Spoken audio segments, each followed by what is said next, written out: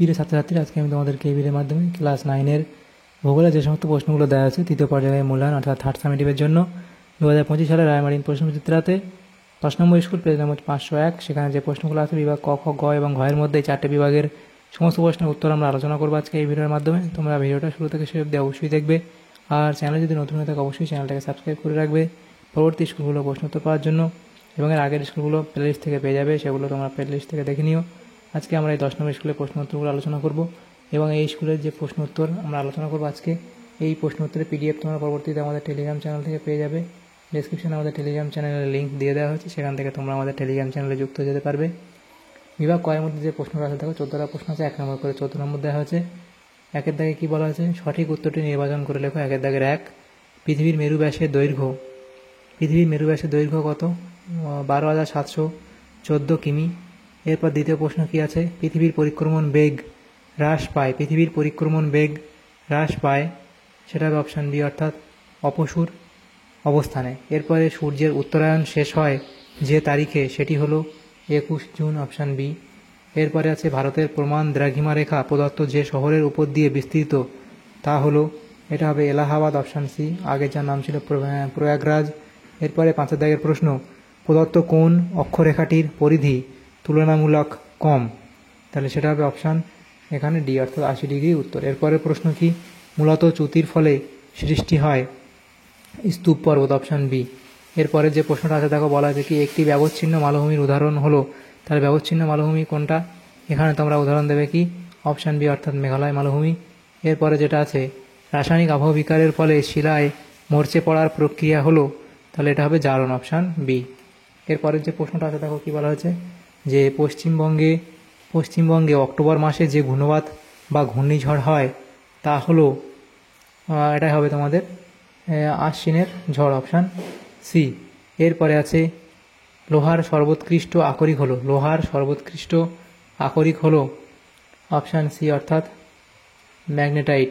এরপরে প্রশ্ন, পশ্চিমবঙ্গের পার্বত্য অঞ্চলের গুরুত্বপূর্ণ নদী হলো তিস্তা, অপশান এ। এরপরে আছে কলকাতা বন্দর। কলকাতা বন্দর হলো নদী বন্দর, অপশান বি। এরপরে আছে ব্যারোমিটার যন্ত্রে যে স্কেল ব্যবহার করা হয় তা হলো ভার্নিয়ার স্কেল, অপশান বি হবে এখানে সঠিক উত্তর। এরপরে আছে যে এই যে টোপোগ্রাফিক্যাল মানচিত্রের RF এর বিবৃতিমূলক স্কেলটি কত? সেটা হবে 2 কিলোমিটারে 2 সেন্টিমিটারে 1 কিলোমিটার, অপশান বি। তাহলে এমসিকিউটার যে প্রশ্নগুলো ছিল সেগুলো হলো। এরপরের যে প্রশ্নগুলো আছে বিভাগ ক্ষয়ের মধ্যে, সেখানে দেখো যে প্রশ্নগুলো দেওয়া আছে 2-এর এ, বাক্যটি সত্য হলে ঠিক এবং অসত্য হলে ভুল লেখো। প্রথম প্রশ্ন কি, পৃথিবীর আলোকিত ও অন্ধকার অর্ধাংশ যে বৃত্তাকার সীমারেখায় মিলিত হয় তাকে মহাবৃত্ত বলে। এটা এখানে ভুল, কারণ ভুল বলা হয়েছে। এরপরে 2022 সালটি অধিবর্ষ, এটাও ভুল বলা হয়েছে। নেক্সট প্রশ্ন, ভারতে DST day light saving time নেই, এটা এখানে ঠিক বলা হয়েছে। নেক্সট প্রশ্ন, স্বাভাবিকের তুলনায় 25% বৃষ্টি কম হলে খরা বিপর্যয়ের আকার নেয়, এটা এখানে ভুল বলা হয়েছে। এরপরে বায়ু বিদ্যুৎ শক্তি হলো একটি পরিবেশ বান্ধব সম্পদ, এটা ঠিক। এরপরে পুরুলিয়া জেলায় রয়েছে মামাভাগ্নে পাহাড়, তাহলে এটা এখানে তোমাদের ভুল বলা হবে। এরপরে আছে টোপোগ্রাফিক্যাল মানচিত্রে উচ্চতা নির্দেশক রেখা কালো রঙে আঁকা হয়, এটা এখানে ভুল বলা হয়েছে। তারপরে প্রশ্ন বিয়ের দাগের শূন্যস্থান পূরণ করো। প্রথম প্রশ্ন কি, ড্যাশ হলো সবচেয়ে উষ্ণতম গ্রহ? তাহলে হবে কি বৃহস্পতি। তাহলে এরপরের যে প্রশ্ন কি, পরের প্রশ্ন হচ্ছে যেটা মধ্যরাত্রি 12টা থেকে পরবর্তী বেলা 12টা পর্যন্ত সময়কে ড্যাশ বলে? তাকে পূর্বাহ্ন বলা হয় বা AM বলা হয়। তোমরা এটা AM ও লিখতে পারো। এরপরের প্রশ্ন কি, হিমালয় ও হিমবাহ ও জলধারার মিলিত কাজে গঠিত সমভূমি হলো ড্যাশ সমভূমি? তাহলে হবে কি বহির্বিধৌত সমভূমি।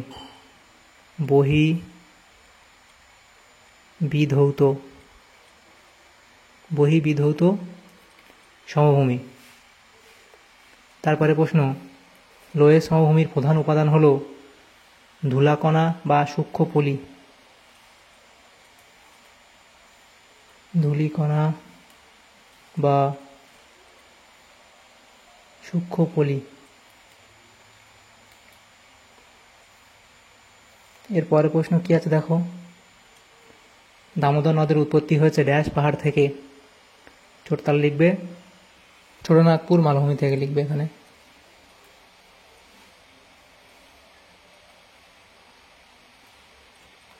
ছোটনাগপুর মালভূমি থেকে। এরপরের প্রশ্ন, অনেক মানচিত্র সম্বলিত পুস্তককে ড্যাশ বলে, লিখবে অ্যাটলাস বলা হয়। অ্যাটলাস বলা হয়। এরপরে বেশি ব্যবহারে নিঃশেষিত হয়ে যায় এমন সম্পদকে বলে ড্যাশ সম্পদ, তাহলে লিখবে অনবীকরণযোগ্য সম্পদ। অনবীকরণযোগ্য সম্পদ। এরপরে প্রশ্ন কি, সি এর দাগে বাম দিক ডান দিক এখানে মেলাতে দেওয়া হয়েছে। প্রথম যেটা বলা আছে কি টর্নেডো, এটা হবে উত্তর আমেরিকা, বিয়ের সাথে মিলবে। এরপরে গ্লাসগো, সেটা হবে হাওড়া।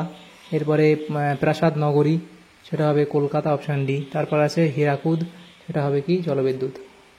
এরপরে প্রশ্ন দু এক কথায় উত্তর দাও। প্রথম প্রশ্ন কি, কোন অক্ষরেখার ব্যাস পৃথিবীর ব্যাসের সমান, তাহলে এটা হবে কি নিরক্ষরেখা। এরপরে যে প্রশ্ন আছে দেখো কি বলা হয়েছে। পরের প্রশ্ন হলো 24 ডিগ্রি 30 মিনিট উত্তর অক্ষাংশের প্রতিবাদ স্থানের মান কত, সেটা লিখবে কি 24 ডিগ্রি 30 মিনিট দক্ষিণ অক্ষাংশ। এরপরে প্রশ্ন, কোন প্রকার আলোড়ন ভূপৃষ্ঠের সমান্তরালে কাজ করে, লিখবে গিরিজনী আলোড়ন। এখানে লিখে দিই গিরিজনী আলোড়ন। এরপরে প্রশ্ন, মৃৎভেদী প্রাণীরা কোন পদ্ধতিতে শিলার আবহাওয়া বিকার ঘটায়, তাহলে সেটা হবে যান্ত্রিক আবহাওয়া বিকার। যান্ত্রিক আবহাওয়া বিকার। এরপরে আছে পশ্চিমবঙ্গের সর্বাধিক বৃষ্টিবহুল স্থানের নাম কি, সে লিখবে বক্সাদুয়ার।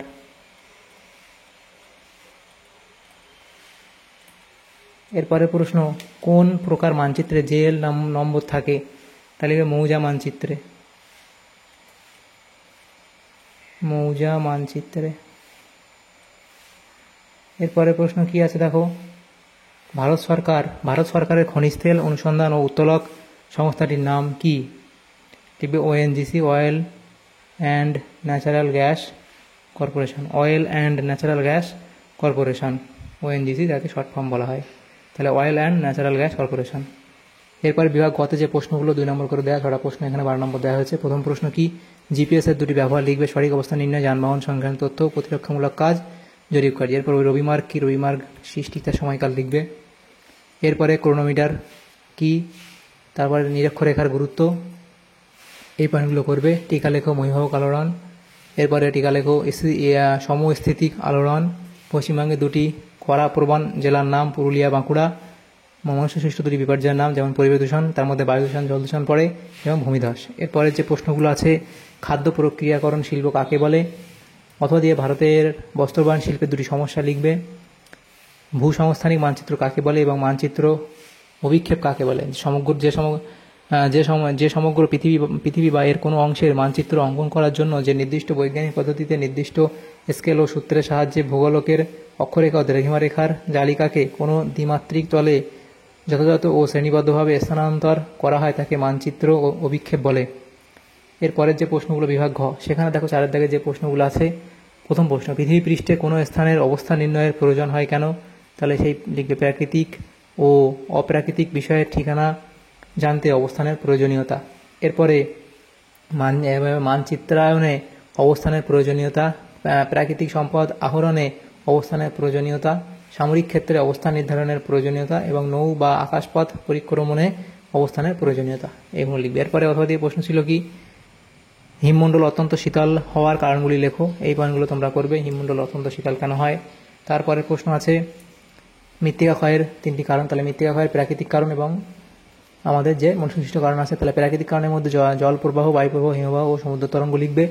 এবং মনুষ্যসৃষ্ট কারণের মধ্যে অনিয়ন্ত্রিত বৃক্ষচ্ছেদন, অবৈজ্ঞানিক কৃষি পদ্ধতি এবং অনিয়ন্ত্রিত পশুচারণ। এরপরে শিলায় মরচে পড়ে কেন, সেটা এ অবধি লিখবে। সমীকরণটা লিখলে পারলে লিখবে, না হলে নাও পারো, এটা এ অবধি লিখলে হবে। এরপরে প্রশ্ন কি, বিপর্যয় মোকাবিলায় শিক্ষার্থীর ভূমিকা, দেখো তাহলে বিপর্যয় মোকাবিলায় শিক্ষার্থীর ভূমিকা কি লিখবে। ভূমিকম্পের সময় গৃহীত ভূমিকা, বন্যার সময় শিক্ষার্থীদের ভূমিকা, তারপর বজ্রপাতের সময় শিক্ষার্থীদের ভূমিকা, বৃক্ষরোপণ, প্রাথমিক চিকিৎসায় জ্ঞানার্জন। এরপরে প্রশ্ন ছিল কি অথবা দিয়ে প্রশ্ন, বিপর্যয়ের পূর্বে কী কী ব্যবস্থাপনা নেওয়া জরুরি, তাহলে সেগুলো লিখবে। এরপরে প্রশ্ন ছিল কোনো মানচিত্রে 4 সেন্টিমিটার দূরত্ব ভূমিভাগে 2 কিলোমিটারকে নির্দেশ করে, অর্থাৎ 4 সেন্টিমিটার সমান 2 কিলোমিটারকে নির্দেশ করে, তাহলে মানচিত্রের আরএফ কত? তাহলে মানচিত্রের দূরত্ব 4 সেন্টিমিটার, ভূমিভাগের দূরত্ব 2 কিলোমিটার। প্রথমে আমাদের একক সমান করতে হবে, তাহলে আমরা কি জানি 1 কিলোমিটার সমান এত সেন্টিমিটার, তাহলে আমরা সুতরাং 2 কিলোমিটার মানে কত, 2 দিয়ে গুণ করবো, তাহলে এত সেন্টিমিটার হবে। তাহলে আরএফ মানে কি, মানচিত্রের দূরত্ব বাই ভূমিভাগের দূরত্ব, তাহলে সেটা আমরা করলে কত আসবে, 1:50,000। এরপরে প্রশ্ন যেটা আছে সেমভাবে কোনো মানচিত্রে 2.5 সেন্টিমিটার দূরত্ব ভূমিভাগের 15 কিলোমিটার দূরত্ব নির্দেশ করে, মানচিত্রে আরএফ কত? সেমভাবে অঙ্কটা করলে আমাদের উত্তর হতে হবে। তাহলে এটা করে নেবে এভাবে। তাহলে আমাদের এখানে যে প্রশ্নগুলো ছিল বিভাগ ক, খ, গ এবং ঘয়ের মধ্যে ক্লাস 9-এর থার্ড সামেটিভের জন্য 10 নম্বর স্কুলের ভূগোলের সমস্ত প্রশ্ন উত্তর আমরা আলোচনা করলাম এই 4টে বিভাগের ক, খ, গ এবং ঘ। তোমাদের যদি সামান্যতম উপকার এসে থাকে ভিডিওটা অবশ্যই একটা লাইক করবে এবং বেশি বেশি করে বন্ধুদের সাথে শেয়ার করবে। আর পরবর্তী যে স্কুলগুলো আছে সেগুলোর প্রশ্ন উত্তর পাওয়ার জন্য অবশ্যই তোমরা আমাদের চ্যানেলটাকে সাবস্ক্রাইব করে রাখবে। Thanks for watching.